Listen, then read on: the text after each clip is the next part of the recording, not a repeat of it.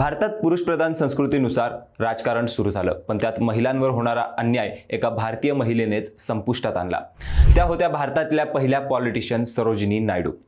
13 February 1879 रोजी हैदराबादमध्ये सरोजिनी नायडू यांचा जन्म झाला। त्यांचे वडील शास्त्रज्ञ, आई कवयित्री, त्यामुळे शिक्षण आणि कला दोन्ही वातावरणात त्या वाढल्या। लहानपणी त्या इंग्रजीत कविता लिहायच्या। त्यांचा द गोल्डन थ्रेशोल्ड या कविता संग्रहाने इंग्रजांनाही थक्क केलं। पण ज्या दिवशी त्यांनी आपला देश गुलामीत पाहिला, त्या दिवसानंतर त्यांच्या आयुष्याची दिशा बदलली।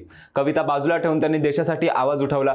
त्या महात्मा गांधींच्या प्रभावाखाली आल्या आणि स्वातंत्र्य लढ्यात उतरल्या। त्यांनी देशभर सभा घेतल्या, महिलांना संघटित केलं आणि सांगितलं की महिलांनी केवळ घर नाही तर राष्ट्रही घडवायचं असतं। 1925 साली त्या भारतीय राष्ट्रीय काँग्रेसच्या पहिल्या महिला अध्यक्ष झाल्या। हा क्षण महिलांच्या इतिहासात माइलस्टोन ठरला। त्यानंतर त्यांनी स्त्रियांचं शिक्षण, मतदानाचा अधिकार आणि सामाजिक समतेसाठी झटणाऱ्या महिला भारतीय संघटनेची स्थापना केली। स्वातंत्र्यानंतर 1947 मध्ये त्या उत्तर प्रदेशच्या पहिल्या महिला राज्यपाल बनल्या। हा त्यांचा शेवटचा पण सर्वात महत्त्वाचा आणि गौरवशाली टप्पा होता। त्यानंतर 2 मार्च 1949 रोजी लखनौ येथे त्यांचं निधन झालं।